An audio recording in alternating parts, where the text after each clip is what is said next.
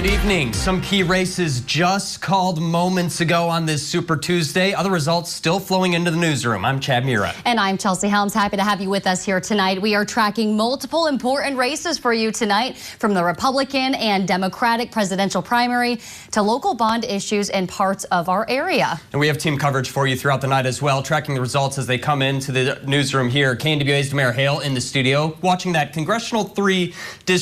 District 3 congressional race for us there. Representative Steve Womack facing a challenger in the primary.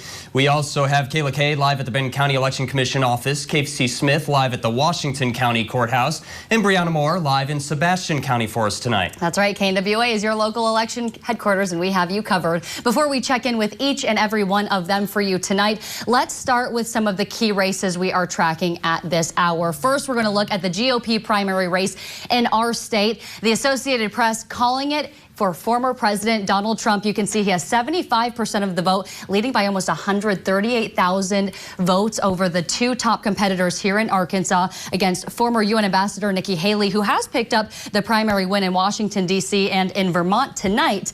And then look who else is up there. That is former Governor Asa Hutchinson. He's actually been a big critical person of former President Donald Trump, and he dropped out of the race in mid-January after failing to register in the Iowa caucuses. Now let's get over to the Democratic primary in the presidential race. No surprise here, incumbent President Joe Biden with 90% of the vote counted so far. Maybe to add a little bit of intrigue there, Marianne Williamson with 4% after getting back into the race. She suspended her campaign last month and just a few days ago decided she was unsuspending it just before Super Tuesday. Congressman Dean Phillips with 3% of the vote, but President Joe Biden there going to be the big winner. Now let's take a look at the Republican primary for Arkansas's 3rd congressional district, where Arkansas State Senator Clint Penzo is challenging incumbent Representative Steve Womack. AP Chad calling this race within just the last couple of minutes, and you can see it there. Incumbent Steve Womack with 55% of the vote, leading by just over 5,800 votes, with 85% of precincts in Arkansas reporting.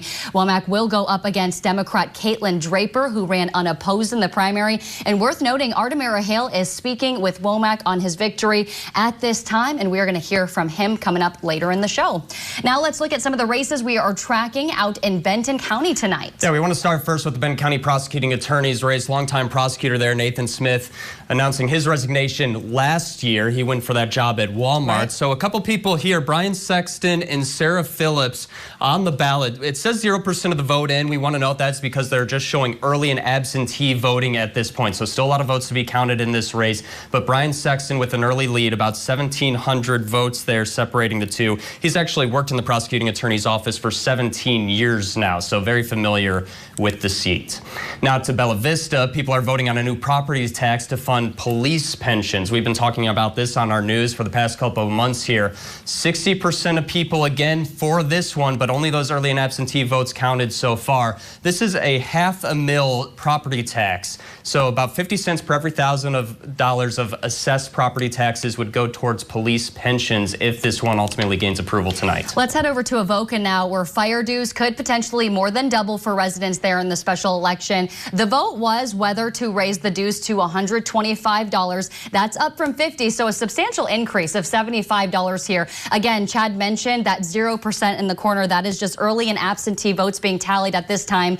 This one could still be a draw. I mean, we are a difference between 6 votes at this point. 51% of voters in favor of this measure, but this could very well change. If it is approved, once these preliminary results are verified, the money will go toward fuel insurance. It'll be used for gear as well as truck maintenance. Let's head over to KNWA's Kayla Kay now. She's been live at the Benton County Election Commission office for us all night. We're still waiting on some of those Benton County results to come in. How's the process looking out there, Kayla? Chad, I actually saw a few ballot boxes going in, but you know, the results, it's going to take a while for it to be counted. But in the meantime, I'm currently at a watch party for Brian Sexton, who's running for that prosecuting attorney in Benton County. Let's take a look in the room. Do you see there's a lot of people here socializing, waiting for these results to come in. We're going to go deeper into the room. There's actually a screen right over here. If my photog Lauren will follow me over here, they're constantly refreshing this page. to make sure that they stay updated. I'm going to send it back to you guys, as I'm going to stay here at the watch party while they wait for these results to come in Benton County. Kayla Cade, KNWA Northwest Arkansas News. All right, thanks, Kayla. We'll be watching for any new results that come in there. We want to get over to Centerton. There are a number of bond issues that have been on the ballot there, about a handful of them. And we want to start with the street improvement bond. This one would create about $13 million for Centerton to use on street improvements and other infrastructure needs. And this one right now, passing pretty easily, 74% voting for. But again, we're waiting on a lot of votes still to come in from Benton County. You know, and that's the case for the next bond issue we're following. Residents also voted on a bond that would provide $26 million to build a 50,000 square foot community center. This is one that Mayor Bill Edwards had told us last month when we talked to him about this ballot initiative that would be built off of west of Keller Road on land that the city already owns. And as you mentioned, that last initiative, people were voting in favor of it. This one, it looks like they're in favor of it as well. A difference, though, of just 314 votes. Once we get those precincts tallied, things could look a lot different. Centerton voters also asking voters to approve a bond that would help pay for a police department expansion. Mayor Edwards told us this would help add about 30% more space to the building. Again, voters saying yes to this so far. One race that has been a hot talker for some people living in Washington County, whether to allow alcohol sales in the city of Greenland on Sundays. And there are still some communities out there that don't do that. People in Greenland worried they're losing business to other other cities that do allow those sales on Sundays. Well, not anymore. 100% of the votes counted in this race. And by a vote of 161 to 70 in the small town of Greenland, 70% of people voted in favor of it. Just a 90-vote difference. It goes to show that every vote in these types of elections certainly do matter. That's right. Meanwhile, let's take a look at the race for Washington County District 2 judge. This position would primarily serve Springdale and Elm Springs. It's against local patent attorney Mark Scalise and Springdale Senior Deputy City Attorney Taylor Samples. They've been vying for this seat. Right now, Samples is in the lead. This is with 100% of precincts tallying. KNWA is not independently calling any races tonight. We are allowing the Associated Press to make these decisions, but it looks like Samples will take the lead in this race, and that district court oversees several things within the court. KNWA's Casey Smith has been at the Washington County Courthouse all day for us, tracking the votes as they come in there. And just before we came on the air, Casey, they released those final results. How'd the process go for them tonight? Yeah, Chad and Chelsea, I'm here at the Washington County Sheriff's Office here at the Annex, where they've been counting votes for over 2.5 hours now. There were a line of cars that showed up outside. They'd be processed through a big Penske truck, wheeled in through two handlers. One was carrying smaller bags, another was carrying bigger size load bags. Then it would be brought back behind where you're seeing behind this yellow tape. And now I'm here with Washington County's Director of Elections, Jennifer Price. Jennifer, just tell me a little bit about how the process went tonight. Just did it run smoothly? Were there hiccups? Just tell me a little bit about the process and counting these votes and getting it done in a timely manner. We have a great team here in Washington County. Everybody has a job, you know, and so we make sure that we follow through with the plans that we make in advance, and all of the cars show up and we process everything. It gets brought into us, and then of course we reconcile the numbers to make sure that everything is accurate before we release the results. Right, and you were telling me there were two teams kind of assessing the tallies and going through that. Are you able to elaborate just a little bit on that, just the reason for the two teams? Yeah, absolutely. One of the things when you release numbers, you want to make sure that you're releasing all of the numbers, accurate numbers. And so it's important for two sets of eyes to look at it. And so we have the two teams of two basically looking at all those numbers, making sure that everything balances before we do release those results. Exactly. And you were telling me that your work isn't done. You still got work to do in these next couple days. Just what sort of does that work look like?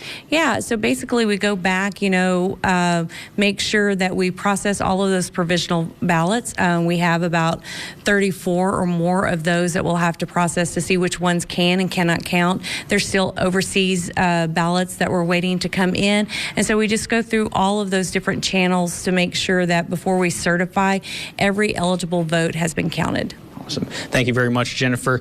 Chad and Chelsea, we'll send things back to you from the Washington County Sheriff's Office. Thanks for your reporting throughout the evening, Casey. We appreciate it. We've also been tracking some judicial races out of Sebastian County, District Court, Sebastian County, District 6, Division 1. Yeah, take a look at your screen. This is between former Judge Jim O'Hearn and District Court Judge Sam Terry.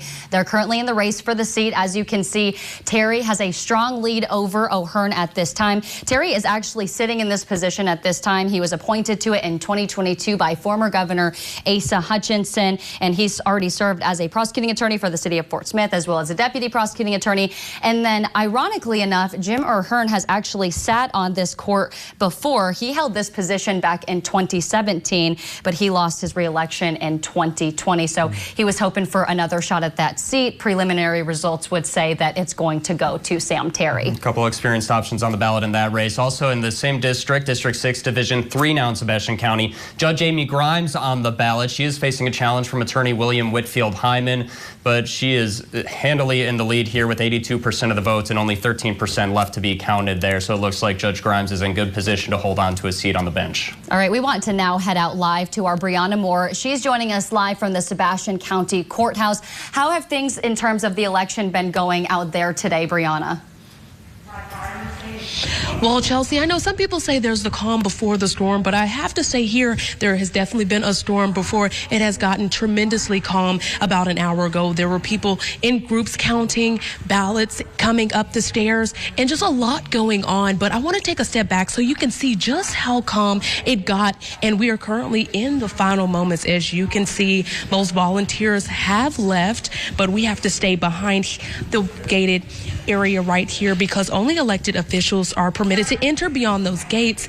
But as you can see, they are very focused, indicating that they possibly are starting to wrap up. Most of those volunteers have left, as I mentioned, and they have began packing things away. I have been hearing them call out numbers and inputting information in the computer, but as of right now, there are no results yet. But I will continue to keep you guys updated as I learn more. But for now, I'm going to send it back over to you guys at the desk. All right, Brianna Moore reporting live out there for us tonight. Election night not over just yet, everyone. We are going to check back in with some of these races that mean a lot to you coming up later in the show. There's so many communities impacted by races today, but as we head to break, we want to show you some of the ones we won't be able to get to. Here's a look at some of the primary races for the Arkansas House of Representatives.